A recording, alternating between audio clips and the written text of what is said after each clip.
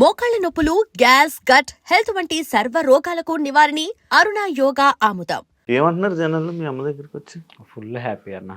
మా అమ్మ వాళ్ళైతే పనికి ఇప్పటికి లిటరల్లీ ఈ రోజు కూడా పనిలోనే ఉన్నారు, పొలం పనిలోనే ఉన్నారు. Okay okay. నేను ఇటు స్టార్ట్ అయిపోయాను హైదరాబాద్కి. అమ్మ వాళ్ళు పనికి వెళ్ళిపోయారు. మార్నింగ్ పనికి వెళ్ళిపోతున్నారు, సాయంత్రానికి వచ్చేప్పటికి చెర్రెండు వందలు. లిటరల్లీ మేము ఎంత సంపాదించుకున్నా తినటానికి ఉన్నాయి, హ్యాపీగా వాళ్ళు తిని కూర్చోవచ్చు, అందులో ప్రాబ్లం ఏం లేదు. ఈరోజు కష్టపడకపోయినా వాళ్ళు హ్యాపీగా ఉండొచ్చు అని అనుకున్నా కానీ వాళ్ళు ఉండరు. అలవాటు అయిపోయింది. ఇంట్లో ఉంటే బోర్ కొడుతుంది, ఏం చేయాలి, పద్దాకలా టీవీ చూస్తా కూర్చోవాలి, ఏదో పేషెంట్ కూర్చున్నట్టు కూర్చోవాలి. మా వల్ల కాదు, మాకు ఓపిక ఉన్నంత వరకు మేము కష్టపడతాం. మా ఓపిక అయిపోయింది, ఇంకా మా వల్ల కావట్లేదు అంటే అప్పుడు ఇద్దరు ఉన్నారు, అప్పుడు చూసుకున్నా మాకు హ్యాపీ అని చెప్పేసి వదిలేస్తారు. ఇంకా వాళ్ళని మేము కూడా రెస్ట్రిక్ట్ చేయలేం, సరే వెళ్ళండి అని. బట్ వాళ్ళు పొలం పనికి వెళ్ళిన కాడే ఈ నైట్ టైం ఎపిసోడ్ చూసిన వాళ్ళు వస్తారు కదా, రాత్రి మీ వాడు అలా అన్నాడు ఇలా అన్నాడు అని అంటే ఇంకా అమ్మ ఫుల్ హ్యాపీ. అది మాట్లాడుకుంటే సాయంత్రం దాకా ఆ ముచ్చట్లతోనే గడిచిపోతుంది అమ్మ వాళ్ళకి. నాన్నైనా అంతే, ఈ బస్తాలు మోయటానికి సిమెంట్ పనులకి వెళ్తా ఉంటాడు. ఆ మేస్త్రి ఏంట్రా మీ వాడు రాత్రి మామూలుగా చేయలేదుగా, ఇక ఈ జోకేసారు ఆ జోకేసారు అని చెప్పేసి వాళ్ళు మాట్లాడుకుంటా ఫుల్.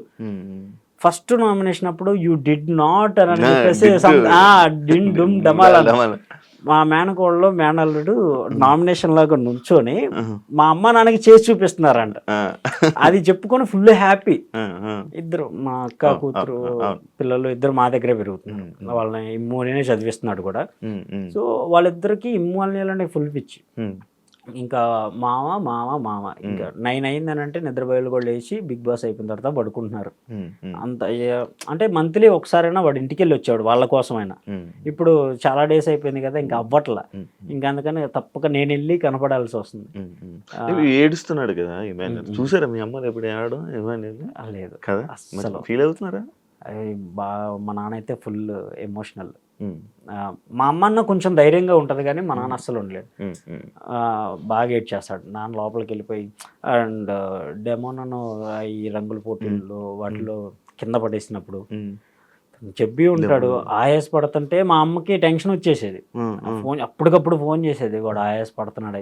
ఏం కాదు, అదంతా గేమ్. వాళ్ళందరూ ఉన్నారు, చుట్టుపక్కల జనం ఉంటారు, కెమెరామెన్లు ఉంటారు, బయట చాలా మంది ఉంటారు. అది ఒక సెటప్, లోపల గేమ్ లో ఉంటారు. చిన్న దెబ్బ తగిలినా కానీ వెంటనే కన్ఫెషన్ రూమ్ కి పిలుస్తారు, ఏమైంది ఏంటని అడుగుతారు. డాక్టర్స్ అక్కడే ఉంటారు, మీరేం టెన్షన్ పడాల్సిన అవసరం. వాడు రొప్పుతున్నాడు అయ్యా, ఆయాస పడుతున్నాడు. ఏం కాదు, నా పక్క స్ట్రీట్ లోనే ఉండేది, నేను స్టూడియోకి దగ్గరలోనే ఉంటాను, ఏదైనా ఎమర్జెన్సీ అయితే నేనే వెళ్తాను కదా, అంత ప్రాబ్లం ఏం లేదు. అంతగా ఇంకా వాళ్ళని ఎలా సర్ది చెప్పాలో తెలియక అక్కడ ఉన్న వాళ్ళు మనోళ్ళే, ఏం కాలేదంట, నేను ఇప్పుడే మాట్లాడాను మా ఫ్రెండ్తో ఫోన్ చెప్పించి, ఏం కాలేదు లేరా, వాడు ఇప్పుడే ఆడుకుంటున్నాడు, ముచ్చట్లు పెడుతున్నాడు, ఇప్పుడు జోక్ వేసాడు అని చెప్పేసి నేను కాన్ఫరెన్స్ తీసుకుని మమ్మల్ని కాన్ఫరెన్స్లో పెట్టి మాట్లాడిస్తే అప్పుడు పడుకున్నారు వాళ్ళు. బాగా టెన్షన్ అయిపోతారు, స్ట్రెస్ అంతా. మనోడు లోపల ఉన్నారు కానీ గేమ్ మీరు ఆడుతున్నారేమో బయట. ఇంకా మా అమ్మ నాన్నగా తప్పక ఇంకా వాళ్ళ కోసం తప్పలా. ఫుల్ అసలు చాలా ఇబ్బంది అవుతుందా? ఇబ్బంది అన్న, నిద్ర లేదు. చాలా డేస్ అయింది నేను పడుకున్న. వాడు వెళ్ళిన కొన్ని డేస్ ఏమో ప్రశాంతంగా, ఒక 2-3 డేస్ అంతే. 3 months అవుతుంది మోస్ట్లీ. 3 monthsలో మహా అయితే ఒక 4-5 days పడుకున్నాను అంతే. ఇంకా తర్వాత నిద్ర లేదేం లేదు. డేకి 1 hour 2 hours పడుకోవటం ఎంత మాత్రం. లైవ్లో వాడి ఫ్రేమ్ వస్తుంది అన్నప్పుడు లేచి కూర్చుంటా, నిద్రపోతున్నా కానీ లేచి కూర్చొని స్క్రీన్ షాట్ కొట్టుకొని. నా మెమరీ వాడే నాకు సమ్ టైమ్స్ గుర్తొచ్చేవాడు అన్న. ఎందుకంటే ఇద్దరం ఇక్కడే ఉండేవాళ్ళం. వాడు లేకపోతే వాడు midnight వచ్చినా సరే లేపి తిన్నావా అని నన్ను అడుగుతాడు. వాడు వచ్చి పడుకుంటే కాలు నొప్పులు పడుతుంటే నేను కాలు నొక్కుంటా కూర్చునేవాడిని. వాడిని అంత బాగా పెంచుకున్నా. వాడికి దూరంగా ఉండేప్పటికీ నాకు నిద్ర పట్టట్లా సరిగ్గా. సో సమ్ టైమ్స్ ఇంకా midnight 3కి 4కి స్టూడియో ముందుకు వెళ్ళిపోయి సమ్ ఫీలింగ్ ఆఫ్ ఆరా అన్న ఫీల్ అవుతానని స్టూడియో చుట్టుపక్కల ఒక రౌండ్ వేసి ఎర్లీ మార్నింగ్ వెళ్ళిపోయి చాయ్ తాగేసి ఆడ కూర్చునేవాడిని. బ్రదర్ బాండ్ ఎంత బాగుంటుంది నిజంగా అన్న. అసలు ఉండేవాడిని కాదు, అసలు ఉండలేకపోయా. ఫస్ట్ 4-5 weeks అయితే ఫుల్ ఏడ్ చేసా కూడా, అసలు ఉండలేకపోయా. నాకు వాడంటే చాలా ఇష్టం అన్న. చిన్నప్పటి నుండి వాడిని నేనే పెంచుకున్నాను. మా నాన్న ఒక్క మాట అన్నా కానీ ఊడుకున్నాను. వాడు అన్ని దూల పనులే చేస్తాడు, అన్ని దూల పనులే చేస్తాడు. లిటరలీ ఇక్కడ దెబ్బ ఉంటుంది. చిన్నప్పుడు బెచ్చెలు ఆట ఆడుతుంటే రాయి తీసుకుని నన్నే కొట్టాడు. నా తల పగలు కొట్టి నాకన్నా ముందు ఇంటికి వెళ్ళి అన్నయ్య కింద పడ్డాడు, తల పగిలింది, వాడు అన్ని దూలపనులు చేస్తాడు, మళ్ళీ నా మీదే రిటర్న్ కంప్లైంట్. ఇంటికి వెళ్ళిపోయేపటికే మా నాన్న వాడు చెప్పింది పక్కా నమ్మేస్తాడు. ఏం జరిగిందని కూడా అడగకుండా చితక్ కొట్టేశాడు నన్ను. ఆ తర్వాత నా పక్కకు వచ్చి కూర్చొని చెకోడీలు ఇస్తా, కానీ ఏం కాదు తిను నీకోసమే ఉంచాను. సో అంత బాగా నేను వాడిని మళ్ళీ ఒక్క మాట అన్నా, ఏ జరిగినా సరే ఒక్క మాట కూడా అన్నా. వాడు అంతే బాగా బాగుంది. ఎంత డిఫరెన్స్ మీ ఇద్దరికి? 1 year అన్న. 1 year? Okay okay. సో అంత బాండింగ్ ఉండేప్పటికీ అసలు ఉండలేకపోయేవాడు. హాస్టల్లో వాడిని ఫిఫ్త్ వరకే కలిసి చదువుకున్నాం. 6th, 7th, 8th, 9th, 10th వేరే చోట. ఎగ్జామ్స్ రాయాలి, సీట్ రావాలంటే ఆ స్కూల్లో సీట్ రావాలంటే ఎగ్జామ్స్ రాయాలి. మా నాన్న భుజం మీద ఎక్కించి వరదలు అప్పుడు విజయవాడ వెళ్ళాలి, మా ఊరు అమరావతి, కృష్ణానది దాటి వెళ్ళాలి. మా నాన్న భుజాన్ని ఎక్కించుకొని ఇద్దరిని మోయలేడు కాబట్టి నన్ను ఎగ్జామ్ వద్దన్నాడు. ఇక నువ్వు వద్దులే, నువ్వు అంతగా చదవలేవు, తమ్ముడు బాగా చదువుతాడు అంటే సరే తీసుకెళ్ళి నాన్న. వాడిని భుజాలు ఎక్కించుకొని ఫ్యాట్ తల మీద పట్టుకున్నాడు. మా నాన్న భుజాల మీద వాడిని కూర్చోబెట్టుకుని వరదలు వచ్చే దాని మీదనే చిన్నగా ఈదుకుంటూ ఆ దగ్గరికి తీసుకెళ్ళి ఎగ్జామ్ రాపించి తీసుకొచ్చాడు. అక్కడ ఉన్న స్టూడెంట్స్ అందరిలో టాప్ వాడే వచ్చాడు. ఆ రోజు వచ్చిన seat 5th, 6th, 7th, 8th, 9th, 10th ఆ 5 సంవత్సరాలు వాడికి ఫ్రీ సీట్. 10th 9.7 or 9.8 అప్పుడు జీపీఏ స్టార్ట్ మాకు. సో అది కంప్లీట్ చేసుకుని బయటకు వచ్చేసాడు. వాడు బయటికి రావడంతో నాకు ఒక ఫీల్, మళ్ళీ నా తమ్ముడు నా దగ్గరకు వచ్చేసాడని. మళ్ళీ సపరేట్ జాయిన్ చేస్తానంటే నేను అస్సలు ఊరుకోను. ఇద్దరం ఒకే చోట ఉంటామని పట్టుకొని కూర్చున్నాం ఇద్దరం. వాడు స్కూల్ డేస్లో ఉన్నప్పుడు వాడికి మటన్ అంటే చాలా ఇష్టం. ఎర్లీ మార్నింగ్ 3కి మటన్ కోస్తారు. నేను 2:30కి వెళ్ళిపోయి మటన్ కాడ ఇలా కూర్చునేవాడిని. మా నాన్న జేబులో, నిద్రపోయేవాడి జేబులో డబ్బులు తీసుకుని వెళ్ళిపోయి మటన్ తీసుకుని వచ్చేసి మా అమ్మని లేపి 6 కల్లా క్యారేజ్ రెడీ చేయించేవాడిని. 10కి స్కూల్ గేట్లు ఓపెన్ చేస్తారు స్టడీ అవర్స్ అయిపోయి. 10 కనంటే నేను 7 కల్లా అక్కడ ఉండేవాడిని. 3 hours వాడు ఎప్పుడు బయటకు వస్తాడని క్యారేజీ పట్టుకొని గేట్ ముందు నుంచునేవాడిని. గేట్ ఓపెన్ చేయగానే ఫస్ట్ పరిగెట్టుకుంటూ వచ్చేది వాడే. వచ్చేవాడు ఒక చెట్టు కింద కూర్చునేవాడిని, పట్ట లాంటిది వేసుకొని, బియ్యం బస్తాలు ఉండే కదా, ఆ పట్ట సంకన పెట్టుకొని క్యారేజ్ పట్టుకొని ఉంచునేవాడిని. వాడు రాగానే నా పట్ట వేసుకొని కూర్చొని ఇద్దరం కలిసి కూర్చొని తిని, వాడికి వెళ్ళేటప్పుడు నా దగ్గర మిగిలిన 5 రూపాయలు 10 రూపాయలు వాడి చేతులు పెట్టేసి మళ్ళీ 70 kilometers వచ్చేవాడిని ఆటోలో. 70 kilometers అచ్చంగా వాడిని చూడటానికి ఎవ్రీ సండే వెళ్ళేవాడిని. అంత ఇష్టం. 1 week వెళ్ళకపోయినా వాడు కన్నా ఫేవర్ రావాలి, నాకన్నా ఫేవర్ రావాలి, దిగులు వేసుకొని. అంత బాండింగ్ ఉంది. అది బిగ్ బాస్ ఆపర్చునిటీ వస్తుంది అనుకున్నారా మీరు? మనోడు ఎక్స్పెక్ట్ చేసాడా? నేను ఎక్స్పెక్ట్ చేయలే. నేను వేరే మూవీ షూట్లో ఉన్నాను. షూట్లో ఉంటే ఇంకో 4 daysలో వాడు లిటరలీ వాడికి ఫోన్లు వచ్చాయి, వెళ్దామని ఫిక్స్ అవుతున్నాడు. చాలా మందిని కనుక్కున్నాడు, వెళ్తాం మంచిదా లేదా, వెళ్తే కొంచెం అప్పులు ఉన్నాయి అవి తీరుతాయి, అండ్ ఈ స్టేజ్ నుండి ఇంకో 100 మందికి తెలుస్తాను, బెటర్ ఆపర్చునిటీ కదా అలా. లాస్ట్ టైం కంటెస్టెంట్ని వాళ్ళని కొన్ని సలహాలు అడిగారు. సో ఫైనల్ జడ్జిమెంట్కి వచ్చిన తర్వాత ఇంకో 4 daysలో నేను లోపలికి వెళ్ళిపోతాను అన్నప్పుడు నాకు చెప్పాడు, ఈ జడ్జిమెంట్ ఆ ప్రాసెస్లోనే కాస్ట్యూమ్స్ సెలెక్ట్ చేసుకోవాలి, ఈ సూట్స్ ఇవన్నీ మాట్లాడుకోవాలి, వీక్లీ ఏమి పంపించాలని అవన్నీ ఏం డిస్కస్ చేయలా. నేను వెళ్తే మంచిదా కాదా ఇది ఒకటే డిస్కస్ చేశాడు. 4 days తర్వాత వెళ్తాను అన్నప్పుడు నాకు సూట్స్ కావాలి, వారం ఇన్ని పంపించాలి, ఈ బట్టలు పంపించు, నాకు బ్యాగీ ప్యాంట్లు ఇష్టం అవి పంపించు, టీ-షర్ట్లు ఇష్టం అవి పంపించు, ఇంత పెద్ద లిస్ట్ ఇచ్చాడు. నేను ఎక్కడ తిరగాలి? ఇంకా నేను చేసే షూట్ కూడా డైరెక్టర్ గారిని రిక్వెస్ట్ చేసి, సారీ సార్ నేను ఎగ్జిట్ అవుతున్నాను, ప్లీజ్ ఏమనుకోకుండా, ఇది నా తమ్ముడు లైఫ్, నేను వాడి కోసం వెళ్ళాల్సిందంటే ఆయన కూడా ఆర్కే సార్ అని చెప్పేసి మిస్టర్ సెలబ్రిటీ మూవీకి చేస్తున్నాను, వెళ్ళమ్మా ఏం పర్లేదు డన్ అని చెప్పేసి నేను వచ్చేసాను. ఆ 4 days నుండి స్టార్ట్ చేస్తే ఎర్లీ మార్నింగ్ సెట్ లోపలికి వెళ్ళిపోతాడు అన్నప్పుడు ఫోన్ చేస్తే అప్పటికి నేను షూలు అవన్నీ సర్దుతూ ఉన్నా. ఏ షూ పంపించాలి, ఏ వారం ఏవి పంపించాలి, ఇవన్నీ ఈ పనిలోనే ఉన్నానే తప్ప వాడు వెళ్ళేటప్పుడు లిటరల్లీ బాయ్ కూడా చెప్ప స్టేజ్ మీద అంత ఎమోషనల్ అయ్యా. వెళ్ళేటప్పుడు బాయ్ చెప్పే ఛాన్స్ కూడా నాకు లేదు. సో ఆ బట్టలు అవన్నీ చూసుకోవటం, ఈ పిఆర్ సెక్షన్ ఇవన్నీ మనకు అసలు కూడా తెలియదు, ఇవేంటో కూడా తెలియదు. లిటరల్లీ ఇక్కడికి వచ్చిన తర్వాత ఓకే ఇలా ఉంటుందా అని తెలిసే తప్ప అంతకుముందు మనకు తెలిసిందల్లా ఒకటే, ఎవడన్నా ఛాన్స్ ఇస్తే దాన్ని ప్రూవ్ చేసుకోవటం. లిటరల్ ఇప్పటికీ అదే ప్యాటర్న్లో ఉన్నాం.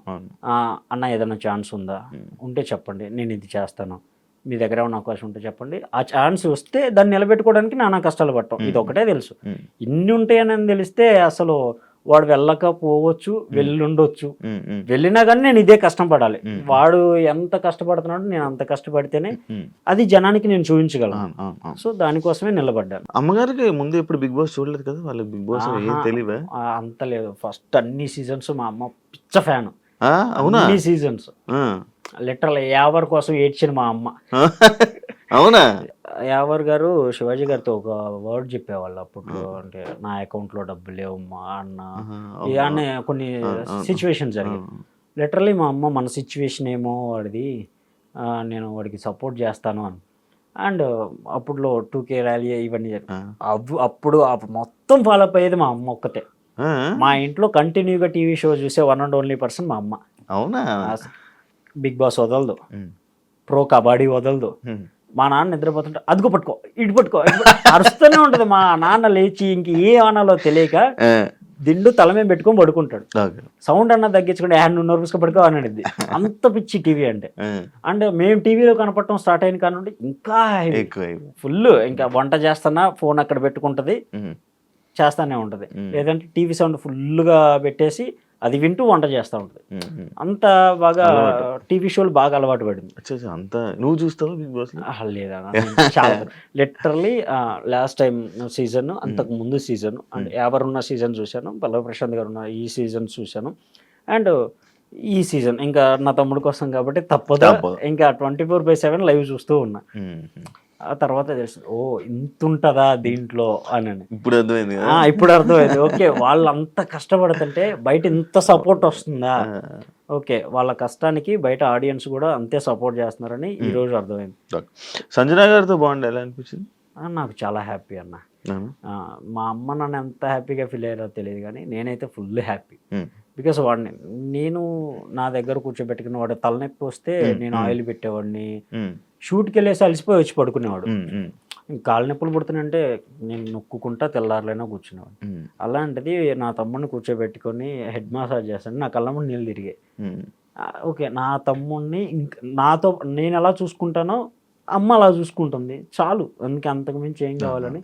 లిటరలీ మా అమ్మ నాన్న ఇమ్ము నామినేషన్లో లేనప్పుడు సంజన గారికి వేస్తారు. అవునా? మొన్న ఫోన్ చేసి ఈ వీక్ లేడు మా నామినేషన్లో అని చెప్పేసి అంటే, అయితే ఓకే సంజన గారికి వేస్తానులే అని చెప్పేసి ఫోన్ పెట్టేసి స్క్రీన్ షాట్ పెట్టింది మా అమ్మ నాకు, సంజన గారికి వేసాను చూడు అని. కానీ నామినేషన్లో చాలా వారాలు లేడు. భయం లేదా మీకు? ఎందుకు భయం? నామినేషన్ ప్రాసెస్ ఒకటే బ్రో. మన ఇద్దరం హౌస్లో ఉన్నాం, నాకు నీలో ఒక క్వాలిటీ నచ్చలేదు, వీకెండ్కి వచ్చేపాటికే నాకు ఈ క్వాలిటీ నీలో నచ్చలేదు, సో మార్చుకోమని నామినేట్ చేస్తున్నాను. అది రైటా రాంగ్ అనేది ఆడియన్స్ చూసి ఓకే వాడు ఆ క్వాలిటీ చేంజ్ చేసుకుంటాడు, సపోర్ట్ చేసి ఓటేస్తే లోపల ఉంటాడు, లేదంటే బయటకు వచ్చేస్తాడు. ఇది ప్రాసెస్. సో 9 వారాలు లేదా 10 వారాలు నా తమ్ముని ఎవరో నామినేట్ చేయలేదంటే హీస్ పర్ఫెక్ట్ అనే కదా. ఒక్క పాయింట్ కూడా దొరకలేదు, అంతమందిలో ఒక్క పాయింట్ కూడా దొరకలేదంటే మైనస్ మీలో ఉన్నట్టు, వాళ్ళలో కాదు. వాడు ప్యూర్లీ అందరితో మంచిగానే ఉంటున్నాడు, గేమ్స్ ఆడుతున్నాడు, బాండింగ్ ప్రకారంగా అందరూ ఎలా ఉన్నారు తను అలాగే ఉన్నాడు. అండ్ సపోర్ట్గా నిలబడ్డాడు, ఎవరన్నా బాధలో ఉంటే ఓదార్చాడు. ఎవడ గెలిచినా వాళ్ళకి వెళ్ళి అప్రిషియేషన్స్ ఇచ్చుకుంటా, నా తమ్ముళ్ళు జెమ్స్ అండి అన్నాడు, అంతగా నిలబడ్డాడు. ఇప్పుడు మినిమం మనం గెలవకుండా పక్కన వాళ్ళు గెలిస్తే మినిమం అన్న ఫేస్లో కనపడదు, మనకు మిస్ అయింది ఆ ఫీలింగ్ చాలా మందిలో చూస్తాం. బట్ నా తమ్ముళ్ళు అది నాకు కనపడలే. వాడు ఎంజాయ్ చేస్తాడు, ఎవడ గెలిస్తే ఏంటి వాడు గెలిచాడు, అది ఫీల్ ఎంజాయ్ చేస్తాడు. సో నాకు అది హ్యాపీయే కదా. అండ్ మోరోవర్ ఆడియన్కి కూడా అదే చాలా బాగా కనెక్ట్ అయింది కూడా. 9 వారాలు 10 వారాలు నామినేషన్ లేకుండా ఒక్కసారిగా రాగాలని ఇన్ని వారాలు మన ఎంటర్టైన్ చేసిన వాడికి ఒక ఓటేస్తే ఏమైందని చెప్పేసి అందరూ వేయటం స్టార్ట్ చేశారు. సో ఆ వీక్లో నాకు తెలిసినంత వరకు తనకి చాలా మంచి ఓట్స్ పడ్డాయి.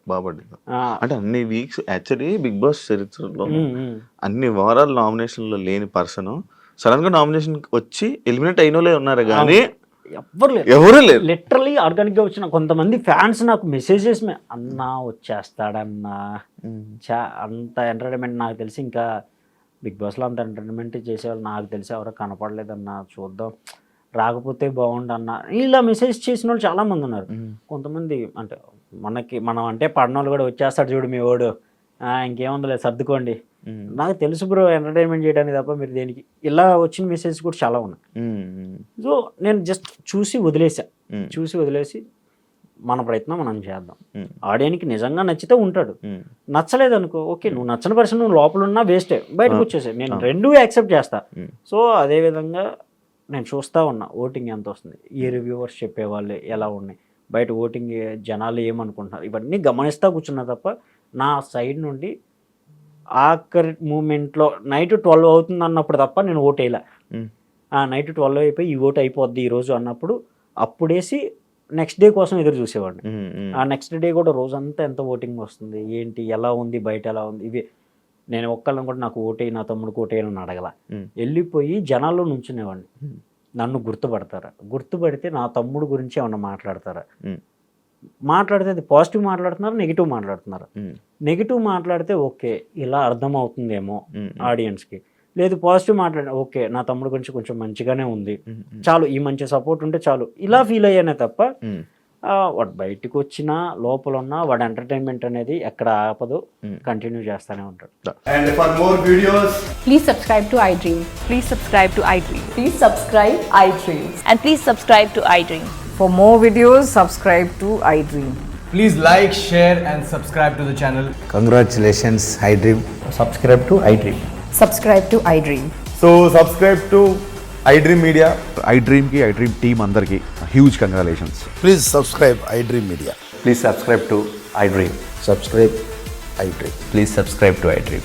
iDream అంటే నా కళల ఛానల్ను సబ్స్క్రైబ్ చేసుకున్న నోరు తిరుగుతలేదు, మీరైతే గంట గుర్తు కొట్టండి. For more such videos, please subscribe to iDream. Subscribe to iDream. Please subscribe to iDream. Please subscribe iDream Media. Please do subscribe to iDream. Please subscribe to iDream Media. For best entertainment and information, please subscribe iDream. And don't forget to subscribe to iDream.